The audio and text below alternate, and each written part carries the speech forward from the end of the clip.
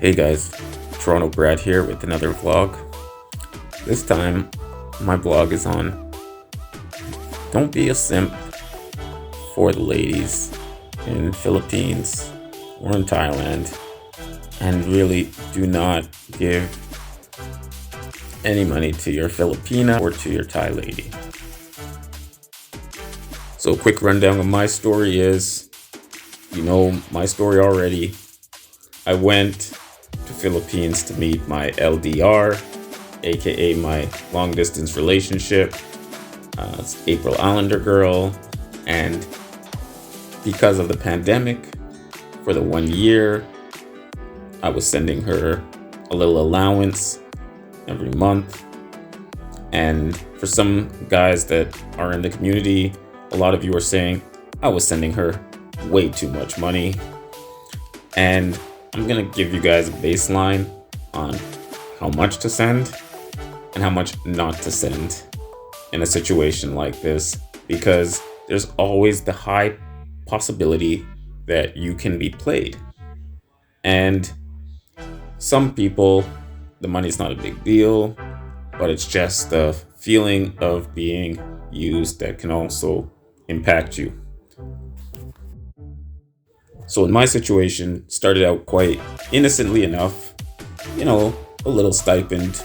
I sent out maybe 2,000 pesos the first time that I sent anything. So 2,000 pesos, 50 Canadian dollars wasn't much. And I think I was sending 2,000 pesos every week for about the first 3 to 4 months.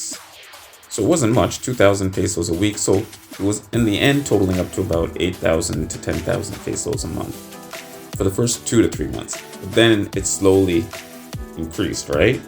So it increased from the 2,000 pesos a week to up to 10,000 pesos per week. All right.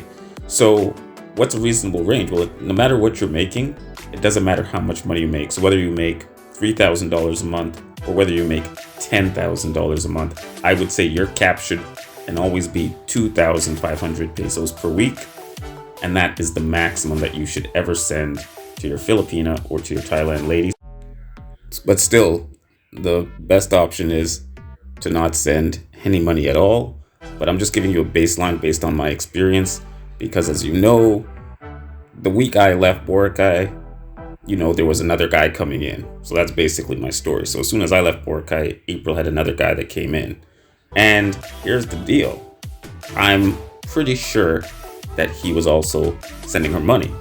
So you really, depending on how your feeling is, you want to make sure that you're not getting played. So by sending only 2,000 pesos a week, you can ensure you don't get played. So this is coming from my experience. Now, the best thing is, don't send any money at all. But if you have to send, keep it reasonable. 2,000 pesos is fine. That's more than adequate for the week, and that's what the average Filipino person makes on a weekly basis. So that's totally okay. And for somebody from North America or Europe, it's small potatoes. It's not a big deal. It's just like with the money you keep in your pocket. So for us, it's easy for us to do. But still, first option is don't send any money. This is coming from my experience. But if you have to send 2,000 pesos a week for Philippines, maybe about 1,000 to 1,500 baht for Thailand, if you have to send it all. Learn from my experience. In hindsight, the better option for me would have been to keep all of that money in my bank account, right? And then when I arrive, I can spend freely. And if the relationship is great, I can spend freely on her when I'm there. Don't spend the money or don't send the money when you're over here. You want to spend it when you're there. So the money that you're sending as her allowance, you could be using to get a nicer hotel. So in my situation, because I was in a bit of a trickier situation because I was between Boracay and Manila, and I left Boracay early. I was paying for a hotel in Boracay, and I was paying for a hotel in Manila at the same time. right? So that kind of sucked. But the guy that came after me got a better hotel than me. So, that kind of also pissed me off because I should have got a better hotel, because not only that, I was paying for two hotels at the same time. I could have got a much better hotel if I kept the money in my pocket. So again, learn from my experience. Keep the money in your pocket.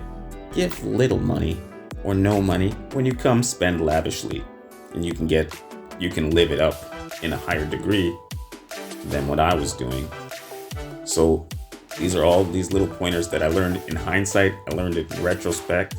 And I want you guys to learn these lessons too, so that you do not send 40,000 pesos per month. It's ridiculous. These girls don't need that much. They have another guy that's sending them 40,000 pesos as well. So you don't have to give them anything, or you can give them small. If they really like you, they'll take the small money. So learn from my experience. Don't send 10,000 pesos, even 2,000 pesos. Be hesitant. Better to send zero. Save the money in your bank account. When you get to Philippines or when you get to Thailand, you can get the best hotel, because that 40,000 pesos a month, depending on 2, 3, 4 months, you're going to get a ridiculously nice hotel. You can get the best hotel in the damn country. And that's just coming again from my experience.